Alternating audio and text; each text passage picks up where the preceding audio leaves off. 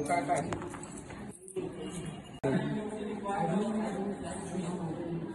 राजू के मध्य का परिचय क्या है? मेरा परिचय बसंत कुमार साहू मेरा नाम है।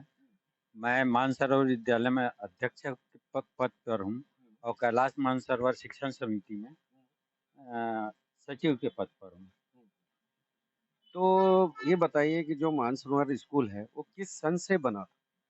ये 1992 में मानसरोवर शिक्षण समिति का ओपनिंग हुआ था और ये बाकी बातें मेरा लड़का चंद्र प्रकाश जी बताएंगे।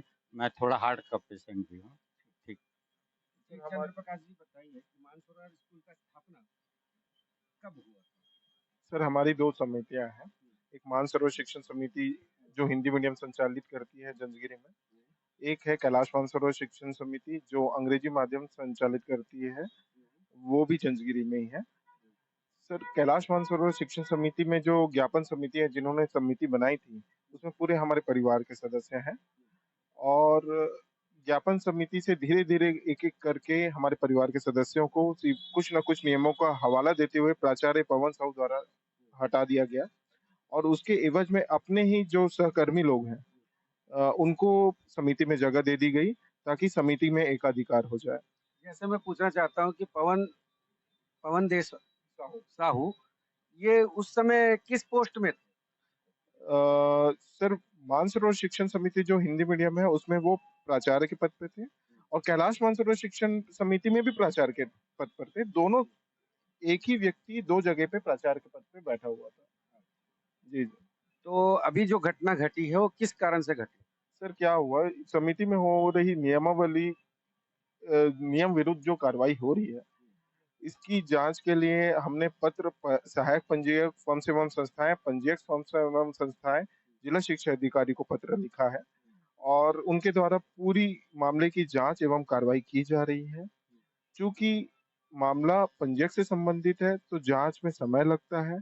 जांच का पत्र जैसे ही पवन साहू को प्राप्त हुआ, उन्होंने हमारे ऊपर महिला बाउंसर्स लगा दिया, पुरुष बाउंसर्स लगा दिया, फिर कुछ महिला सहकर्मियों के माध्यम से हम पे कई तरह के आरोप लगाने की कोशिश की गई। फिर इससे भी उनका मन नहीं भरा पवन साहू एवं उनके पुत्र सृजन साहू का, तो कल सर हमारे साथ मारपीट की घटना हुई है और मारपीट की घटना में सर मुझे बहुत चोटें आई हुई हैं। जैसे आंख में चोट आई हुई है और मुंह में भी चोटें आई हुई हैं, जिसकी शिकायत हमने थाना प्रभारी कुमारी को किया है। उन्होंने भी मामले में एफआईआर दर्ज किया हुआ है एवं जांच जारी है सर। तो मेरा कहने का मतलब है जो मानसरोवर स्कूल जो इस बीच की जो घटना हो रही है वो किस क्रम से इस अत्यधिक टूल पकड़ा कि जो आज मारपीट का वो हुआ? सर लगभग 1.5-2 सालों से पवन साहू के द्वारा जो की जा रही अवैधानिक कार्रवाई हो रही है, हमने कई बार समिति सदस्यों को बुलाने की कोशिश की, पारिवारिक सदस्यों को भी बुलाने की कोशिश की, बैठिए बात करिए, बातचीत से इसका हल निकालते हैं। लेकिन चूंकि पवन साहू अहंकारी एवं आपराधिक प्रकृति का व्यक्ति है, वो बिल्कुल किसी की बात नहीं सुना, ना सामाजिक लोगों की बात सुना, ना पारिवारिक, ना समिति के लोगों की। और ऐसी कभी बैठक हुई है नहीं है सर, जब से समिति गठित हुई है।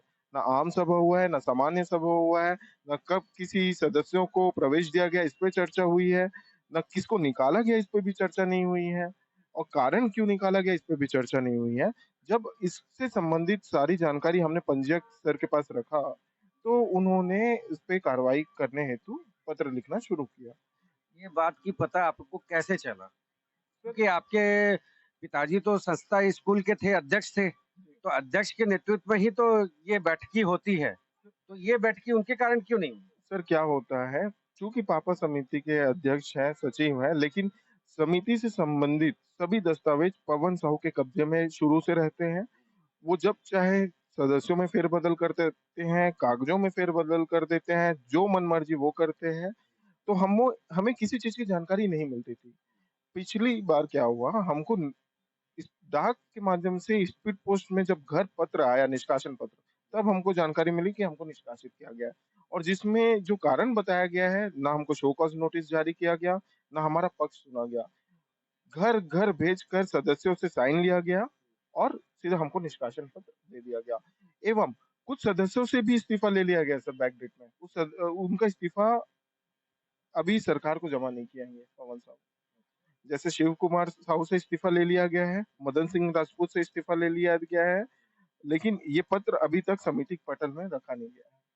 तो आगे की कार्रवाई आप लोग क्या कर रहे हैं? सर हम ये चाहते हैं, चूंकि बच्चों से संबंधित मामला है, 1000 बच्चों के भविष्य का मामला है, संस्था सुचारू रूप से चले, समिति में निर्णयात्मक फैसले लेने वाले व्यक्ति ही प्रवेश लें। ये जो डमी लोग बैठे हुए हैं, जो जिनको ना फैसले ले सकते हैं, ना सुझाव रख सकते हैं, उन लोगों को हटाया जाए, अच्छे लोगों को प्रवेश दिया जाए, समिति और संस्था सुचारू रूप से चले सर।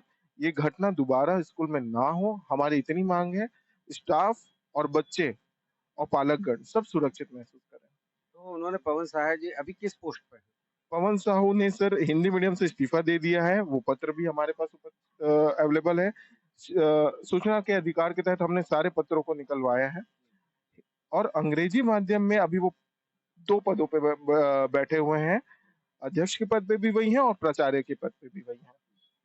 चूंकि समिति का कोई भी अध्यक्ष, कोई भी पदाधिकारी संस्था का सदस्य कर्मचारी नहीं हो सकता, लेकिन ये अपने ही आप को कानून समझने लग गया है। तो आगे की कार्रवाई आपने जब मारपीट हुआ तो उसमें क्या किया? सर हमने एफआईआर दर्ज करवाई है। मेरे पिताजी को भी उनके पुत्र द्वारा 3-4 झापड़ मारे गए हैं। मुझे तो बहुत बुरी तरीके से दोनों ने मारा है। तो एफआईआर करवा दी गई है सर और जांच जारी है। किस थाने में कराया? कुम्हारी थाने में एफआईआर